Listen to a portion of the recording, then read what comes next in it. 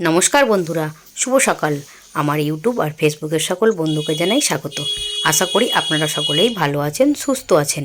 আমিও ভালো আছি, আমার পরিবারের সকলেই ভালো আছে, সুস্থ আছে।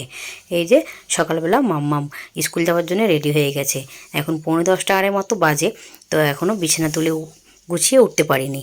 আর আগে মামকে স্কুল যাওয়ার জন্য রেডি করে দিয়েছি। মাম চান করেছে, ঠান্ডা লেগে গেছে, তাই জন্য মামকে থার্মালটা পরিয়ে দিয়েছি আর স্কুলের ড্রেস পরিয়ে দিয়েছি। আর এই যে বাবুর ঠান্ডা বলে কিছুই নেই, ঘরের সব কাজ সেরে নিয়েছি, শুধু বিছানা তোলাটাই বাকি রয়েছে। আর এই যে মাম্মামের চুনুমনু, এদেরকেও খাবার পর্যন্ত দেয়া হয়ে গেছে। আর এরা খেয়ে দিয়ে এই যে ঘোরাঘুরি করছে। মাম্মামকে স্কুলে ছেড়ে দিয়ে চলে এসেছে। আসার পর আমি এই যে দোকান থেকে চলে এসে রুটি করে নিয়েছি, গরম গরম রুটি।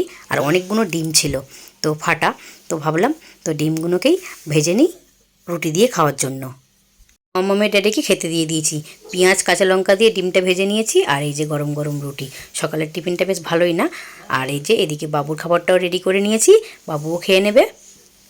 আমি তো দূরের থেকেই সবজি কিনি, কিন্তু কদিন ধরে সবজিওয়ালা আসছে না, তাই জন্যে মাম্মামের ড্যাডিকে আজকে বললাম যে সবজি বাজার থেকে নিয়ে আসো, কিছু ঘরে সবজি নেই। তাই এই যে মাম্মামের জন্যে নিয়ে এসেছি। মাম্মামের কদিন ধরে পেটে ব্যথা করছে, তাই জন্যে নিয়ে এসেছে থানকুনি পাতা, বেটে রস করে দেওয়ার জন্য। আর এই যে ব্রাহ্মী শাক নিয়ে এসছে, ওটাকেও রস করে খাওয়ানোর জন্য। আর কিছু সবজি বলতে একটা বাঁধাকপি, একটা ছোটো সাইজের ফুলকপি, বিট, মাম যেহেতু ভালোবাসে বিট ভাজা খেতে, আর সিম নিয়ে এসেছে। সবজির সাথে সাথে মাছও বাজার থেকে নিয়ে এসেছে। এই যে মাছটাকে আমি বেছে ধুয়ে নিয়েছি, সাথে সাথে সবজিগুলোকেও ধুয়ে গুছিয়ে নিয়েছি। মাম্মামের ড্যাডিকে তেলাপিয়া মাছ আনতে আমি বারণ করি, কিন্তু কথা শোনে না। মাম্মামের ড্যাডি তেলাপিয়া মাছটা ভীষণই পছন্দ করে, আর আমার কিন্তু ওটা ভালো লাগে না। কিন্তু কি করব, নিয়ে এসছে, ভাবলাম আজকে আর মাছটাকে ঝোল করব না বা ঝাল করব না, আজকে মাছটাকে মশলা দিয়ে ভাজবো।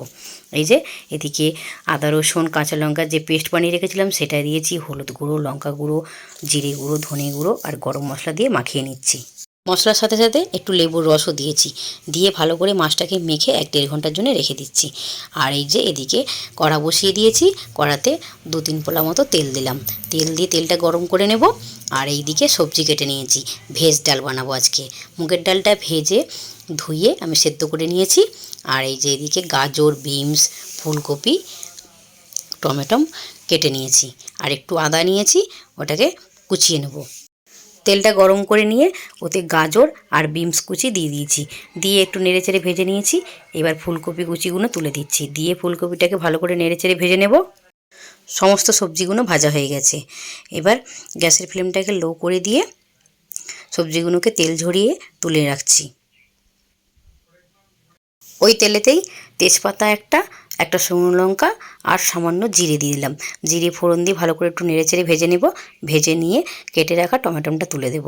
টমেটোটা দিয়ে একটু নেড়েচেড়ে টমেটোটাকে ভেজে নেব। হালকা গলে আসলেই আদা যে কুচিয়ে রেখেছিলাম, আদাটা আমি কুড়নির সাহায্যে কুড়ে নিয়েছি, এই আদাটাকে দিয়ে দিচ্ছি, দিয়ে একটু নেড়েচেড়ে ভেজে নেব। আদাটা ভাজা হয়ে গেছে, এবার এতে মশলা দিয়ে দিচ্ছি। মশলা বলতে সেরকম কিছুই মশলা নয়, পরিমাণ মতো হলুদ আর হাফ চামচ মতো জিরে গুঁড়ো, আর দেব স্বাদ মতো লবণ, দিয়ে একটু নেড়েচেড়ে জল দিয়ে দেব যাতে মশলাটা পুড়ে না যায়। আর সামান্য পরিমাণ একটু চিনি দেব, দিয়ে এটাকে নেড়েচেড়ে কষিয়ে নিলাম। কষিয়ে নিয়ে ভেজে রাখা সবজিগুলো তুলে দিচ্ছি। মশলার সাথে সবজিটা ভালো করে কষিয়ে নিয়েছি। কষিয়ে নিয়ে এই যে এদিকে ভেজে রাখা মুগের ডালটাকে সেদ্ধ করে রেখেছিলাম, সেই ডালটাই তুলে দিলাম। ডালটা দিয়ে এতে পরিমাণ মতো জল দিয়ে দিয়েছি, জল দিয়ে ভালো করে নেড়েচেড়ে নিচ্ছি। আর এটা ফুটে উঠতে দেব। ফুটে উঠলেই অল্প পরিমাণ গরম মশলা আর স্বাদ মতো অল্প 1 চামচ মতো ঘি দেব। ঘি দিয়ে একটু নেড়েচেড়ে নিয়ে এটা নামিয়ে নেব।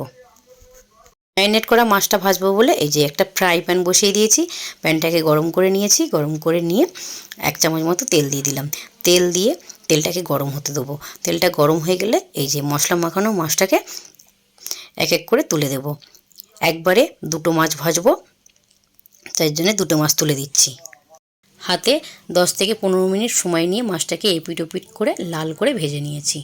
মাছগুলো ভাজা হয়ে গেছে, মাছটাকে এবার মাছ দুটোকে তুলে নিচ্ছি। তুলে নিয়ে ওই কড়াতেই 2টো মাছ যে রয়েছে ওই বাকি 2টো মাছ তুলে দেব। এই মাছগুলোকেও হাতে সময় নিয়ে এপিট ওপিট করে ভেজে নেব। রোজকারের মতোই দুপুরের মেনুটা আপনাদের সঙ্গে শেয়ার করে নিচ্ছি। এই যে এদিকে রয়েছে ভাত, আর তার সাথে রয়েছে স্যালাড। স্যালাডে নিয়েছি শসা, লেবু, কাঁচা লঙ্কা আর পেঁয়াজ। কাঁচা লঙ্কাটা ইদানিং ওর বাবা দুপুরে ভাতের সঙ্গে খাচ্ছে বলে কাঁচা লঙ্কাটা রোজই নিচ্ছি। আর এই যে সাথে রয়েছে মশলা দিয়ে মাছ ভাজা। মাছ ভাজাটা দেখতে খুব সুন্দর হয়েছে না? দেখতেও যেরকম হয়েছে খেতেও সেরকম দুর্দান্ত হয়েছে। আর এই যে এর সাথে রয়েছে ভেজ ডাল। কম্বিনেশনটা কীরকম হয়েছে বলবেন। ভেজ ডাল সাথে মশলা দিয়ে মাছ ভাজা। সবাইকে খেতে দিই, পরে কথা বলছি। এখন অনেক সময় পর, রাত্রি প্রায় 10:30 মতো আরে বাজে। আপনাদের সঙ্গে ভিডিওটা কন্টিনিউ করে উঠতে পারিনি, দোকানে ছিলাম, খদ্দের ছিল, তাই জন্য ভিডিও কন্টিনিউ করে উঠতে পারিনি। আর এই যে একটি পাত্রে জল গরম করে নিয়েছি, আটা মাখবো, রুটি হবে। আর এই যে এদিকে কড়া বসিয়ে দিয়েছি, কড়াটা গরম হোক। আর এদিকে সবজি কেটে আমি সব গুছিয়ে নিয়েছি। আজকে বানাবো রুটি আর কুমড়ো আলুর সবজি। সবজি কেটে নিয়েছি, তো আটাটা মেখে নিই। সবজিটাকে একটা ওভেনে বসিয়ে দিয়েছি, আর একটা ওভেনেতে চাটুতে রুটিটা সেঁকে নিয়েছি। এবার গ্যাসেতে রুটিটা সেঁকে নিচ্ছি। এক এক করে সব রুটিগুলো সেঁকে নেব। আর এই যে রুটিগুলো কি সুন্দর ফুলে বালিশ হয়ে যাচ্ছে, তাই না? আজকে প্রতিটা রুটি ফুলেছে। গ্যাসের ফ্লেমটাকে লো করে দিয়ে আর সবজিটা বসিয়ে দিয়েছিলাম। আর সবজিটা এক সাইডে হচ্ছিলো, রুটিটা এক সাইডে বানিয়ে নিয়েছি। এদিকে রুটিটাও হয়ে গেছে, সবজিটাও আমার হয়ে গেছে। কদিন ধরেই ভাবছিলাম বিছানার চাদরটা চেঞ্জ করব, কিন্তু সময় করে উঠতে পারছিলাম না। এক তো ঠান্ডা পড়েছে, আর হচ্ছে দোকানে চাপ ছিল, তাই জন্যে একদমই সময় করে উঠতে পারছিলাম না। বিছানার চাদরটা চেঞ্জ করে নিয়ে এবার বালিশের কভারগুলোকে চেঞ্জ করে নিচ্ছি। এখন প্রায় রাত্রি 11:30 পৌনে 12টা মতো বাজে। আর এই যে আমরা রাত্রির খাবার খেতে বসে পড়েছি। আর আজকে বাবুকে না খাবারটা আগেই দিয়ে দিয়েছি। বাবু যেহেতু সকালবেলা উঠে পড়তে যাবে, তাই জন্য বাবু খেয়ে দিয়ে ঘুমিয়ে পড়েছে। আর এই যে মাম্মাম খাচ্ছে, মাম্মামের ড্যাডিও খেতে বসেছে। আজকের মতো ব্লগটা এখানেই শেষ করছি। ভালো লাগলে লাইক, কমেন্ট, শেয়ার করার অনুরোধ রইল।